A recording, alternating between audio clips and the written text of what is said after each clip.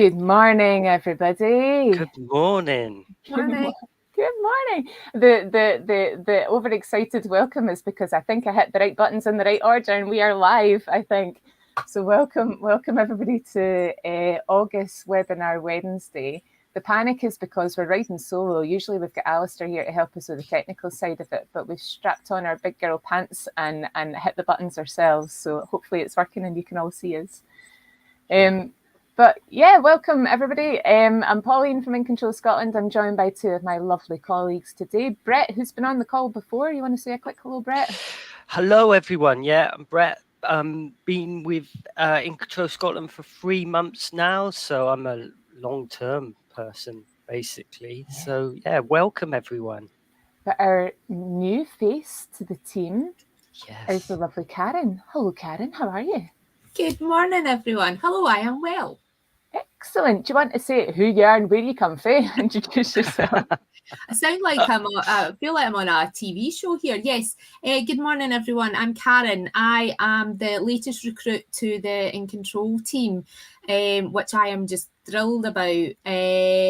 I have a background in training and facilitation. I used to work for NSPCC Scotland for 15 years, and I was a child protection trainer, which took me all throughout Scotland, delivering training about keeping our children and young people safe. And then for the last year, I was with another organisation that was involved with training support staff in the health and social care sector.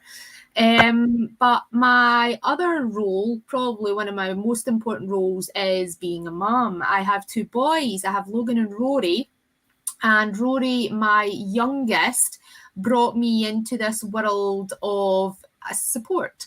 So personally, within our own family, we're navigating our own SDS journey just now. Mm-hmm. Thank you so much for sharing that, Karen. And it's so lovely to have you in your week 3 up live front and centre on Webinar Wednesday. And we've got a good topic for chat today, don't we? We're going to have a conversation about one of the sometimes a bit forgotten workforce and a very important part of the workforce, which is personal assistants. So we've got quite an exciting bunch of folk to bring on. We've got a full house today, haven't we? Yeah. We have. We've got I think it's 3 guests we've got from different kind of backgrounds, but similar in terms of that PA kind of network. So all very exciting. Yeah. Should we mention who couldn't be here? Sounds like I'm on a horse. June's mentioned that we've got another recruit, Pauline. Oh yeah, absolutely. Who is a familiar face to many folk in the team, for many of our viewers. The amazing Dr. Danielle Farrell also joined the team in Control Scotland just a couple of weeks before Karen and a couple of weeks after Brett. So it's all change, but all good. So Danielle joins us to bring her amazing experience of our personal lived experience of managing self-directed support, but also her amazing professional experience as being a facilitator and trainer. So we're really glad to have her part of the team. We're a small but mighty team, and we're slightly less small and even more mighty.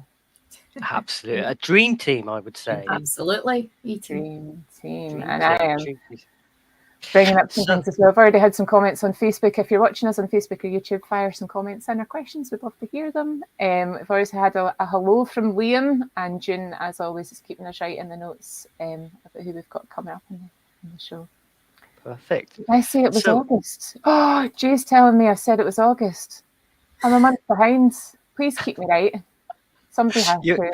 You're going on holiday soon, so I hope you get that wrong. Be bored in the wrong plane. Yeah, I'm not conscious to even joke. Sorry. So what have you been up to, guys? What's it looking like? What's the landscape looking like out there in the world of self-directed support just now? Fairly busy, I would say. We're doing some really interesting and exciting stuff just now, aren't we? We're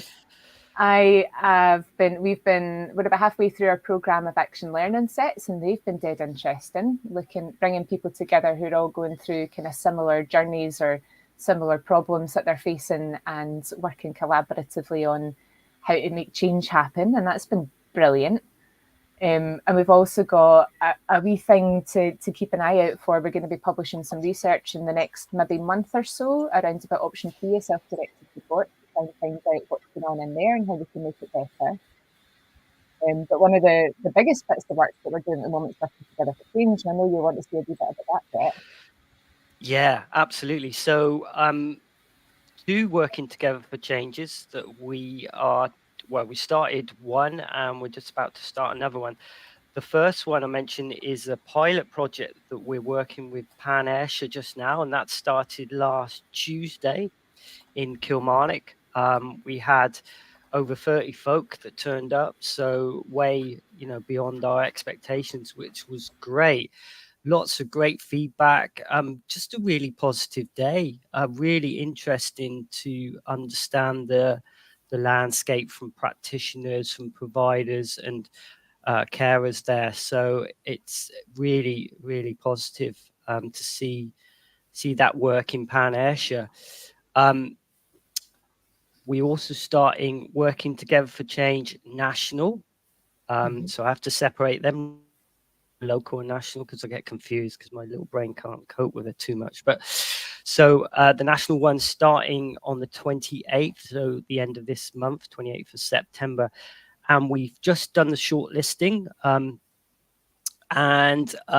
but we've extended the application process for supported people and carers.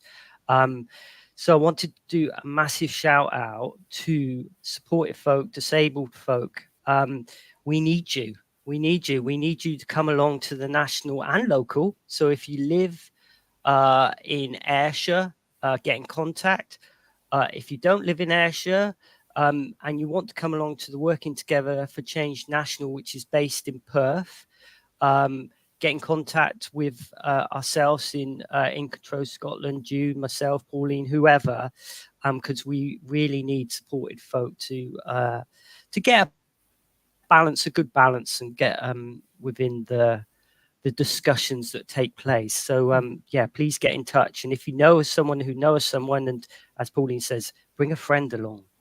Definitely. Yeah, absolutely. Thanks so much. I've stuck the email address as well at the bottom. Please do get in touch. We need you. Thank you. Karen, what have you been up to? How are you finding it, week 3? Week 3, loving it. I've joined a super friendly team, just immersing myself in everything to do with SDS.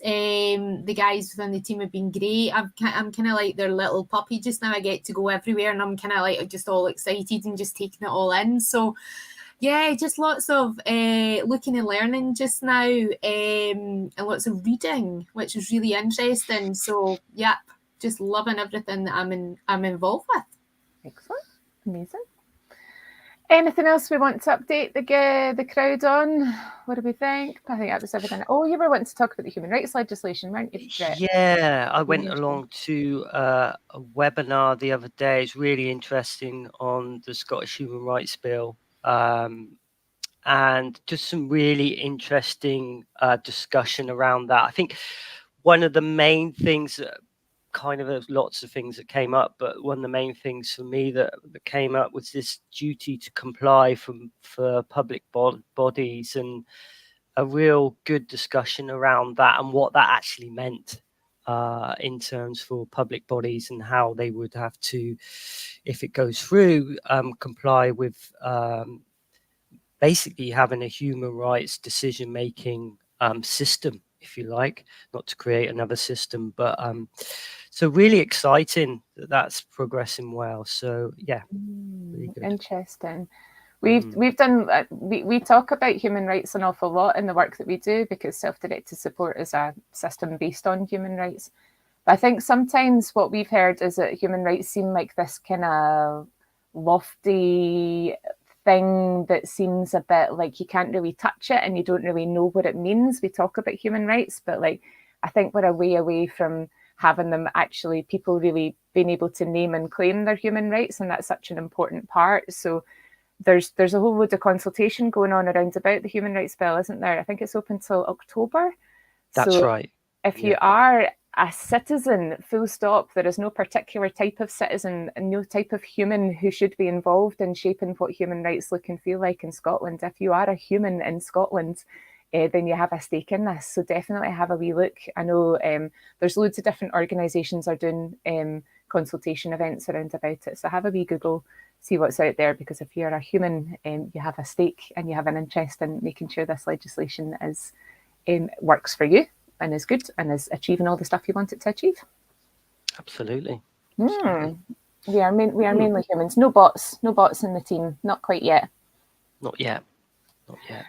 So that seems like a terrible segue on, although June's put a wee link up. Thank you, June. You're so organised. She's so good.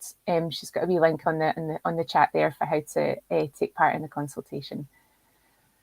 Shall we get to the matter at hand, lads? Yes. Yeah. Yes. Let's do it. Our focus today is all about personal assistance, and we have some fantastic guests who I'm going to hopefully hit the right buttons in the right order and add to the stage. But welcome Ryan, Bridget, and Emmanuel. Welcome, everybody. Hello. Hi. I'm going to press a button and we're going to see what happens. Does this make that? Yeah, it makes everybody a bit bigger. That's a bit better. I can see it's a bit better. So welcome. It'd be helpful if we could do a wee quick round of intros. If I can just start down in the bottom left, Emmanuel, you're on my bottom left. Can you say a wee quick hello? Tell folk who you are. Good morning, everybody. Yeah, this is funny. I feel like I'm supposed to be selling something like a, Like the beauty brunch. Beauty brunch. Really nice to be here. Thanks for inviting me. What's my title? Something to do with training framework developer, I think. I'm one of two. So myself and my colleague Joanne, we work for SDSS, Self-Directed Support Scotland, and we started in May, and we're looking at developing a PA training framework in the next year. Well, a lot less than a year now left, but no pressure. Amazing. Thanks so much. It often gets forgotten about training for personal assistance, doesn't it? It's such an important piece of work. So we'll definitely find out more about that in a wee minute. So thank you. Bridget, hello. Hello.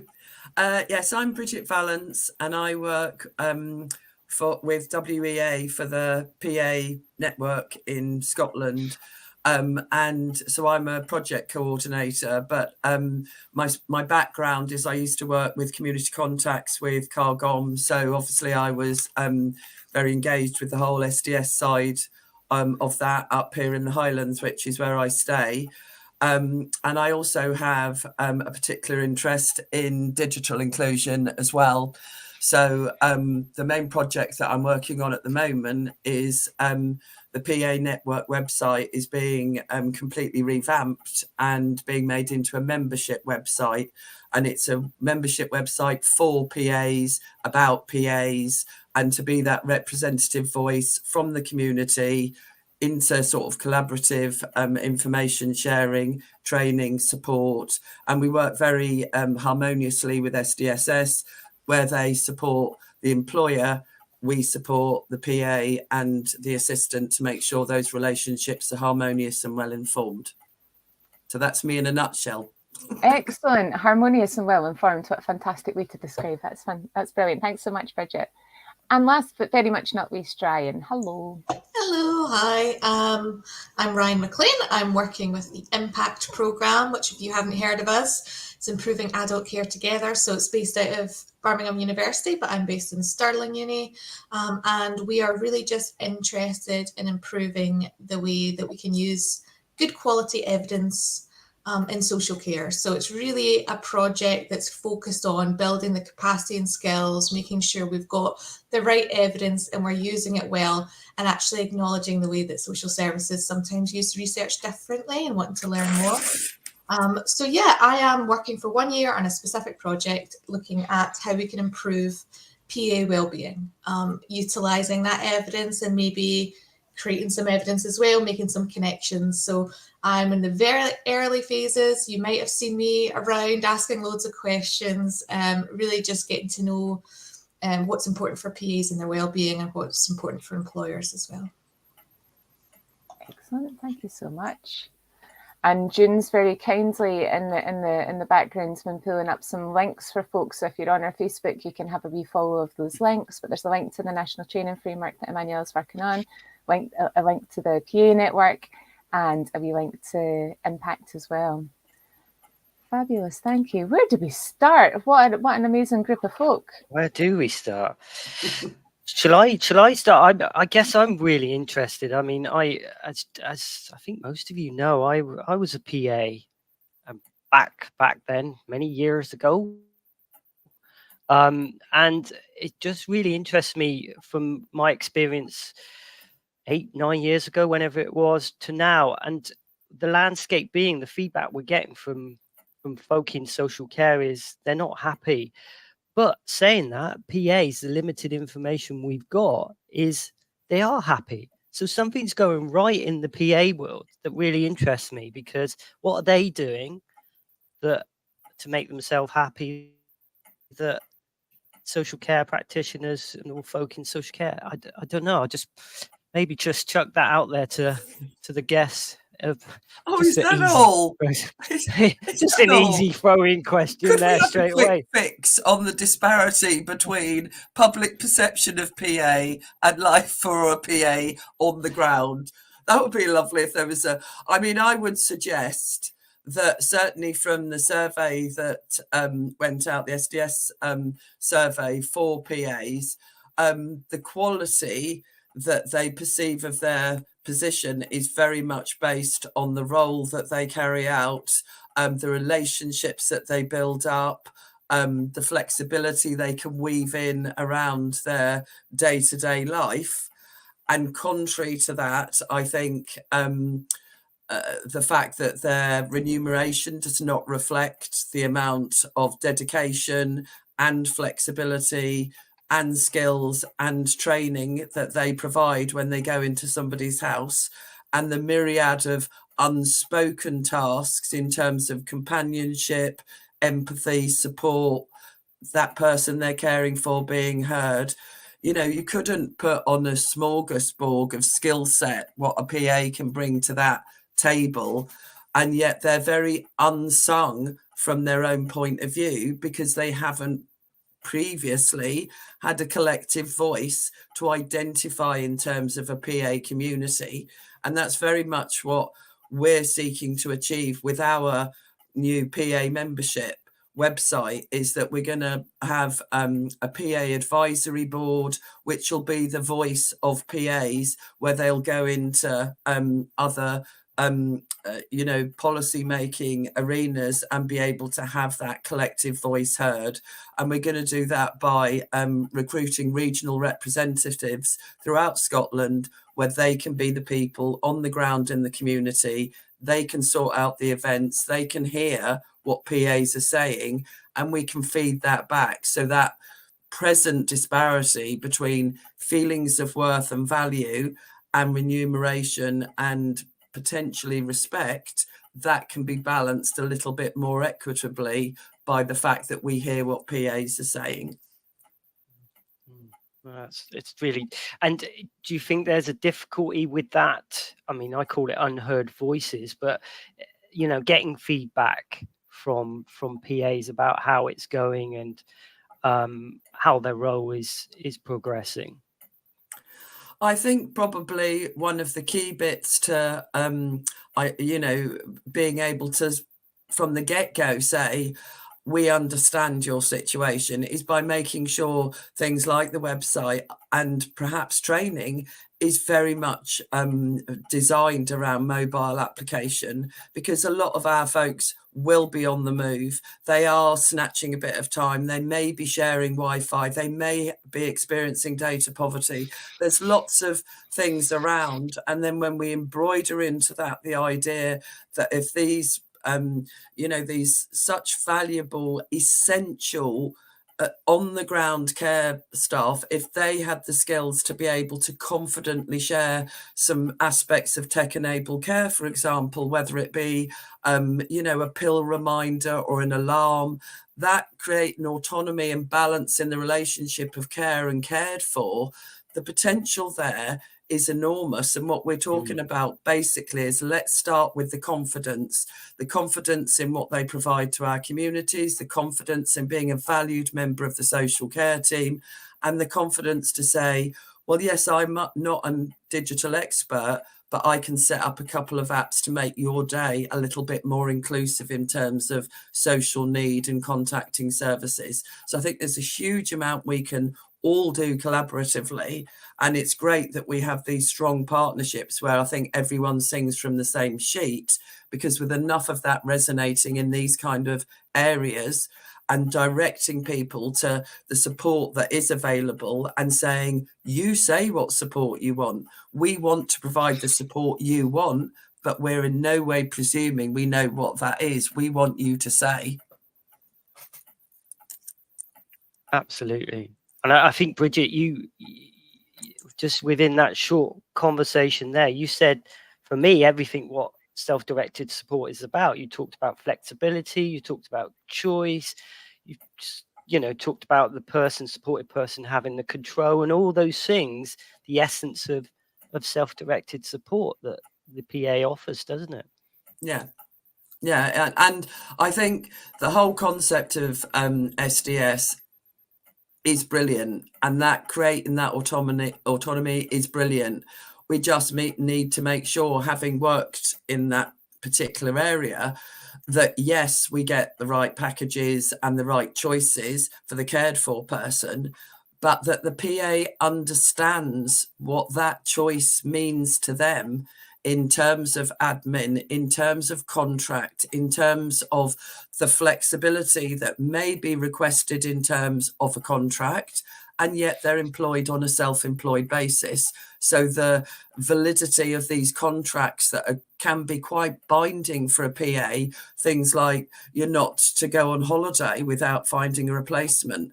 These are unusual, but they're not unheard of. And we need to make sure, again, this confidence of our PAs, that they know what their employment status is and what that entitles them to. Equally, the employer knows that if they want to employ a contract because they need to have their requirements met, and they're making that clear in the job description and the contract, that has to be employment with PAYE, because you cannot then request somebody who's taking all their own responsibility for being self-employed and then harness them with expectation that it is not theirs to meet. And so I think when we build the confidence of PAs to be able to go into these situations and say confidently what they're able to offer and how they can offer it, you get that compatibility between the two positions where they both recognize what they need and they can reach a compromise to make sure that they're both legal, supported, and their relationship is robust. Yeah, thanks for that, Bridget. The thing that makes me think of, and what I'd like to bring in Emmanuel to chat about then, is what I see, that like consistency of expectation between supported person, PA, but also social workers sometimes. There's still, I think, and conversations that I've been part of, and I've never been a PA, but I've been in this neck of the woods for a wee while, is there still remains quite a lot of confusion over who's responsible for what. And training is one of the biggest things that comes up time and time again, that I hear social workers saying, oh, but I worry that they won't have the training that they need to do the job. And I know that's a big focus of what you're doing as well, Emmanuel. Could you tell us a wee bit about Yeah, sure. So our position, our project came out of the training subgroup of the PA Programme Board. So there's 9 subgroups in a programme board, and training is one of them. And so we're at the moment, we're basically still asking questions, which is why we've got a survey out currently. Sorry, another survey, but asking on people's opinions about training. And we're trying to find out what exists and what doesn't exist, and what people want and what they don't. And I think we have to tread really carefully, because what we've heard a lot, which maybe we weren't expecting, or it's not the way it was framed, is that actually it should all start with the employer, and that the PA training framework shouldn't be a standalone thing for PAs, that actually the whole thing around PA, even well-being and PA, you know, skills, knowledge, confidence is couched in the skill and the knowledge of the employer, and it should all start with the employer. And back to what you were saying, Pauline, it starts with assessment, it starts with social work, it starts with, you know, what is somebody's knowledge, skill, and capacity to be an employer? What's their understanding? And if they haven't had that experience before, what do they need? What support is available? And I know there's lots of independent support organizations that do offer that, but they don't have enough resources. You know, there's just probably a lot more needed, and they need more resources to support the employer. And I think so what we're hearing more and more is that there needs to be a stronger infrastructure for the employer, for people who are given option one or choose option one. I think sometimes that's not also entirely clear whether it's entirely a choice, and even more so, therefore, there should be more support to be an employer, to understand things like contracts and employment, to understand expectations, to understand your responsibilities towards supervision and training. And once we have that in place, then the employer can perhaps access resources that maybe we can create for the employer to then give out to their PA, to their staff, to say, well, this training is available. I think we're also hearing from a lot of employers that actually, you know, because they want things done the way they want. It's about choice and control. And so, you know, whatever training there is should really reflect that. That's the bottom line is, what does your employer want and how do they want things done? You know, so it's not really training about how to do the job, because that is your employer's role at the end of the day. So there's a lot of subtleties around that we're still very much, you know, in the midst of listening to, and I think trying to find what's the majority. I don't think we'll ever get 100% consensus, of course, but, you know, we're trying to get a majority. So I would encourage people to fill in the survey, please, if you haven't done so. It's on our social media, I think, now, and it's been sent out, thank you, by In Control and other organisations. So for employers and for employers to share with their PAs. So whether you're an employer and a PA, you can fill it in and let us know what you think. Amazing. And I bet you a pound June will appear with a link in that in the comments in a wee second to be able to share, because she's awfully good. Thank you for that. And like, yeah, that's one of the things that I've often found really surprising, and I don't know if surprising is the right word, right? But I worked as a support worker for years before I went into any management roles, and it's only from being a support worker I learned how to be a manager. And what we expect of PA employers is that they'll use their life experience to all of a sudden become a service manager, sometimes for really complicated services. And I get that the support there is available for the nuts and bolts stuff, but sometimes it's the softer stuff that we hear people having difficulties with, around about like conversations. And I've got two PAs that had an argument with each other. How do I help remedy that? Do you know? And you only get used to doing that from being in that position yourself, you know. So those softer skills are much harder to support and train for folk. So yeah, really tricky.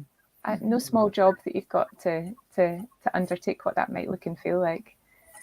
But the most important thing I would imagine within that is learning from what PAs and PA employers are telling you about what works, right? Because that's right. Yeah, absolutely. That's why, and I'm a bit conscious of survey fatigue, and I know there was the big PA survey. The second one was done this year, and so, you know, with, you know, almost 900 people filled that in, that's huge and that's great. So we trying to keep ours really short, but it's hard to try and find out what people want without asking. And I guess, yeah, so we've been trying to go to, you know, meetings and asking people, but yeah, so it's finding the balance between not annoying people but also trying to listen as much as possible to what they want. So, and I think, as well, as you say, Emmanuel, it's that making sure that collaboration starts early enough. So if you've got a social worker who is working with you know, the assessor, it needs to be factored in that some level of training in terms of, if you're going to have this is what your package is, these are your options, right? You're going to have an option one because we're in, you know, that's what you're going to be having.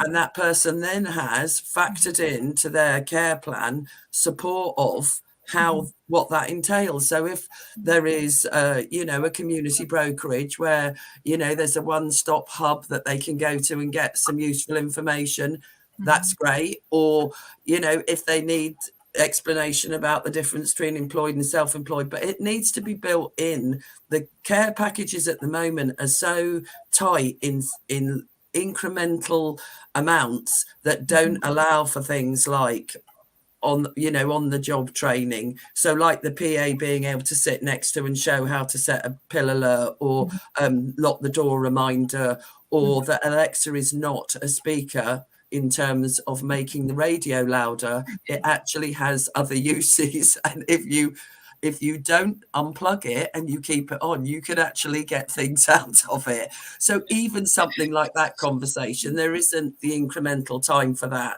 So I think in order to make it from the bottom up, it needs to start with factoring time in, even if it's in a 15-minute, 20-minute increment per week, where that PA can sit with the employer and they get that coffee time to sit and make sure the job description was accurate from the get-go and that things haven't changed. Perhaps set up a traffic light system of things that really don't want, can tolerate, really enjoy.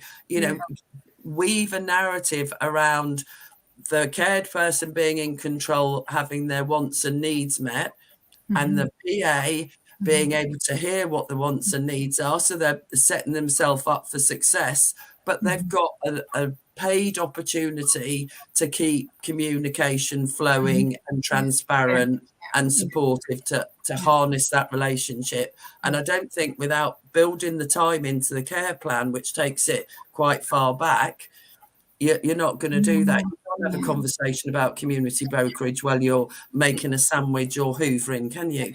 And actually, I'll pick up on that just to briefly to say about that, because that links in nicely what you said, Bridget, about the direct payment national agreement. So that's another of the subgroup, and that's led, more by Social Work Scotland and Donna Murray's team. But they're very much so. There is an overlap there, because what we're saying is it starts at the assessment stage, and it starts with, looking at what an employer needs and what their outcomes are going to be.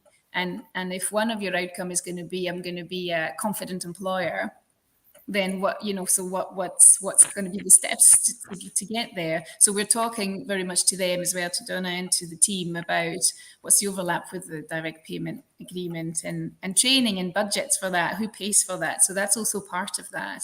You can't train staff if you haven't got the money to send them on courses, and then who pays for cover? How are you going to get support if they are away for a day in Glasgow doing first aid?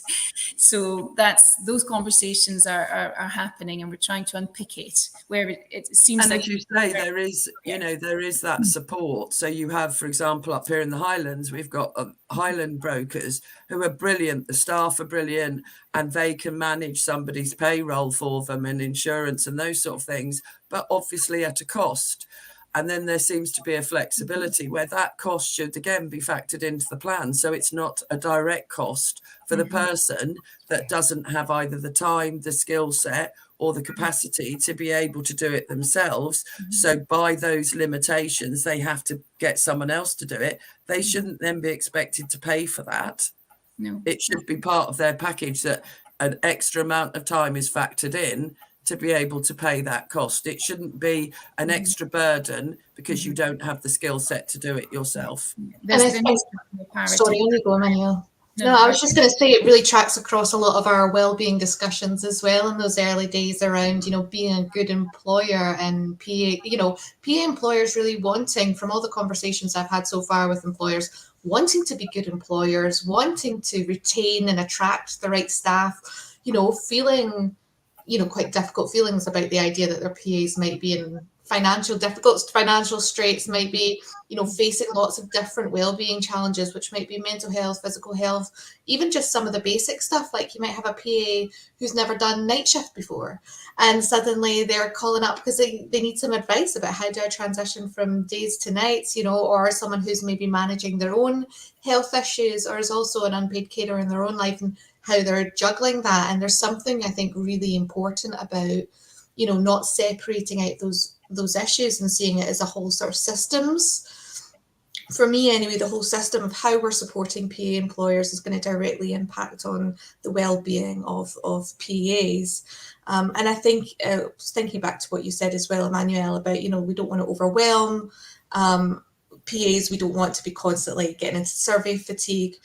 So we've got to kind of do a bit of a job to meet them where they're at and make sure that we're asking the right questions and then we're actually doing something with that information. It's a workforce that, has been in lots of ways maybe forgotten by quite a lot of kind of the system. So we want to do something that's meaningful to them as well. So I'm really curious as well about like how we can make sure that PAs remain engaged as part of this wider workforce. I think, as Bridget said, part of that is funding. Part of that is making sure that their development is built into the agreements. Do we know how many personal assistants we've got in Scotland? Is there an accurate figure of 8,000, I think, roughly is the figure I heard recently. Yeah, I think we know that around 5,000 accessed the £500 thank you payment during COVID, but that obviously that's not the entire population of working PAs. And we would gauge because on our part of our membership is that they get a PA ID badge, lanyard, so they've got that ready identification, which will then translate to them being able to get additional bonuses and things via the membership that we're offering. And I certainly think that we've got on our database, and I'm guesstimating here over 1,500. So, but however many it is, that you could double it, and you would still have people who, it is so hard to fill a lot of the packages that are out there. And when you have considerations like travel isn't covered, that in itself can be, it's about feelings of worth. And if you're supporting 4 people who rely on you and you've got those relationships with 4 people, but you're losing 45 minutes and in travel time and potentially your own fuel, and you balance that out against the hours that you work with these people, it reduces your hourly rate to the point that it's very hard for anyone to say, I'm valued, I'm recognised, I'm heard, I'm important. Because when they've got to go, but that money then translates to what they can buy. When, as you say, Ryan, you go back to mental health and well-being, it doesn't translate. You're running on an empty tank all the time until somebody starts saying, because you're worth it, and it actually translates to having more money that says, because you're valued. And in our society, value translates to that. All the goodwill and the relationship building and the offers of support are not putting food on the table at the end of the day with confident, resilient, robust PAs, because we know that isn't the case when they've been running on empty for a long time. And I think sorry. Go on. No, carry on, Emmanuel. I agree absolutely with what Bridget's saying. And I think the rate of pay is a huge issue, and it's an issue for well-being, and it's an issue for recruitment. So it's an issue both for the PA and for the employer. And I think, thankfully, that's being looked at through the DP agreement and the recruitment. Was it mentioned yesterday that they're hoping to pay at least £12 an hour? That was interesting, Bridget. That's what I was going to mention, because I don't know if personal assistance came up in the conversation, but then wouldn't it just be semantics, person assistant, social care worker? That's another area that, definitely doesn't help add clarity, because by definition, how can you feel part of a community when there's different terminology for the very same role? So if you were saying somebody who is a community worker who provides assistance and social care to somebody in their home, then it's got to go across the board, because otherwise you just separate people based on a perceived title, don't you? That's right. Absolutely. Very interesting. And the dreaded word recruitment came up there, and I think it's like we are all living in different times. This is the worst many of us have ever seen it in terms of the social care workforce. So we've got a real job in our hands to not only promote social care as a workforce in general, but also to promote the incredible value of personal assistants who do who don't work for a service, they work for a person, and the value that comes in that. And I think, Brett, go back to your first thing that you said about the PAs that report the reason why they tend to be happier is because we all get into this because of relationships, right? We're all people who get into this neck of the woods, this line of work, because we want to work with people and we want to have good relationships, and that's the foundation on which the personal assistant job is created, right? So but that's obviously not enough. We need to do more to attract people into this sector and this wee bit of the sector. And I know, even Karen, I know you've been sitting quietly. I hope you don't mind me bringing you in as well. But you're at the sharp end of that as well, aren't you? Where you've been trying to recruit personal assistants for a year. Yeah, I say that I'm at the beginning of our SDS journey, but it's been 2 years, you know, and to go back to the conversation about it begins with the employer, I'm like, oh, right, oh, that's me, do you know, like even the language and the terminology, and I just think, so my wee boy Rory, as the options were presented to us from a social worker, they weren't presented very well, if I'm being honest, and it was only because I know of other people who through option 1 have an amazing team, and I was like, that's what I want. And I knew that through Fred, through other partners, people who had completed the Partners in Policy meeting course, and I thought, that's what I want for my boy. Wee thrill seeker. He wants to go out. He wants to do new things. That's what I'm going to do. So through the help of friends, wrote up this fantastic advert, you know, selling all the adventures that they would have with Rory. And it was 18 months before I had one application for my boy, you know, and I still don't. And in that time now, his needs have changed. So now he's a 2-2-1. And I think if I can't recruit one person, what are the chances of me being able to recruit two? To the point where now I'm thinking, I can't do this because I'm a parent to 2 kids, one with additionality, and I'm working. And now I'm meant to, if I'm an employer doing all this training, and in my local authority, we don't have a community brokerage, you know, so I am going between different things. I'm going on the internet every night trying to learn this overly complicated system, and it just puts me off. And I think, gosh, I'm going to go with option 3. You know, just take whatever they can get so that I can get something. And I just wonder how many other parent carers are in that position.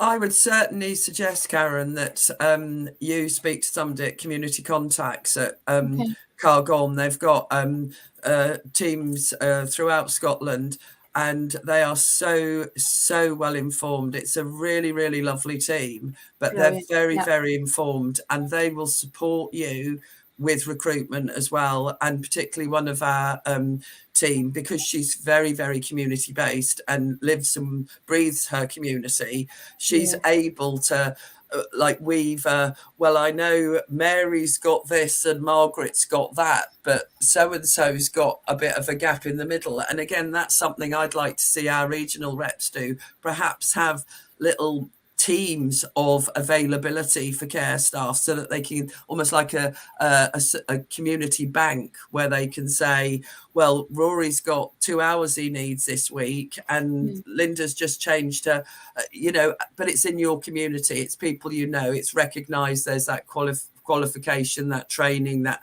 discretion. But certainly my suggestion would be, you know, there are those 4 choices are there because they do give you choice. And the fact that you're unsure and think, well, you know, an option 4 would be a combination of 1, 2 and 3 in some way. But even if you went for a 1 and a 2, you would still have some independence that would allow you to make the choices as Rory's needs and interests change, but you would have an underpinning of somebody that you recognise that was underpinning any flexibility that wasn't required, perhaps. Thank you, Bridget.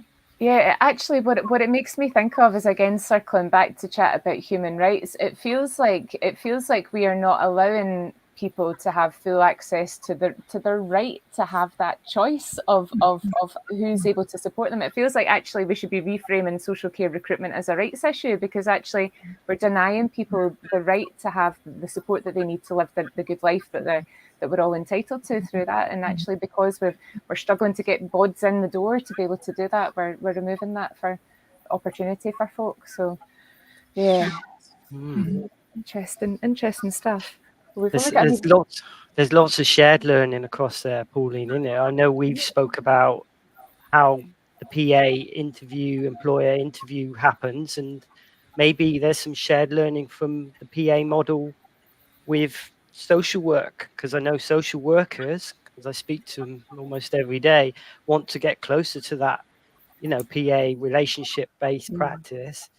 But PAs, what we're saying today is they've kind of got that, but they want the stuff in terms of that, structure, supervision, all those things that we kind of take for granted as frontline practitioners. So there's a lot of shared learning there, isn't there? So. Yeah, and I think to go back to Karen's point about how much work it takes to recruit, to find out things, to then manage people, etc. And if you were working somewhere in an organization, you'd be a manager, you'd be paid for that. You're doing all that for free. And how is that fair? How is as an employer, and whether you're employing for yourself or for your family member, that you're having to do that for nothing? And sometimes, or if sometimes there are PAs, who can also do it on behalf of a bigger team. But regardless, there's so much inconsistency with that, and so there's a huge budget issue. The whole thing is, unsurprisingly, a lot about money. But if it was... And as you say as well, Emmanuel, it's that the social workers, it's not lack of desire, it's not lack of real,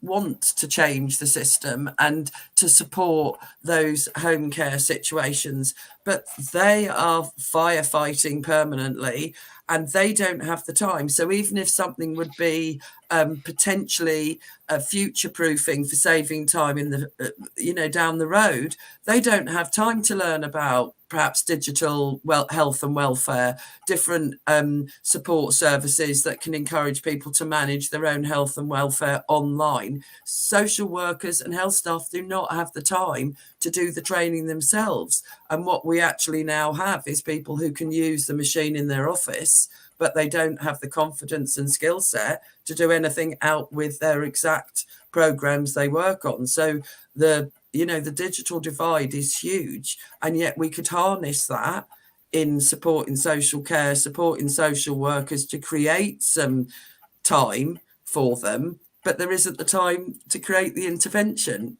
It's a chicken and egg, isn't it? Wow. I could go on forever. There's so many questions. I don't know about you, Pauline, Karen. There's just so many questions I could ask these guys, but I know, and we're rapidly running out of time. What a nightmare! What an interesting conversation. I suppose, we've only got a few minutes left. We have some wee final reflections. What do you think, Brett? What can we ask of a final reflection? Wow! Final reflection. I no pressure. I think. Bridget's touched on a couple things. I'm big on community, but I think it is about this focus on community and using, that community and self-employed PAs, but having the right package. So they have the training, have the supervision, have all those contracts that are clear, not just for the PA, but for the employer as well. But I think it's about, the PA getting closer to the social work model and the social work getting closer. So it's almost that balance that they both want to come to that middle ground. So, but yeah, lots of thoughts. Yeah, no, thanks so much, everybody. And final plug, Emmanuel, I'm going to bring up your link again. Final chance for a plug for your... Thank you. I'll bring up the link to your main thing is the survey. There we go. Sorry, it was me filling time to try and find it.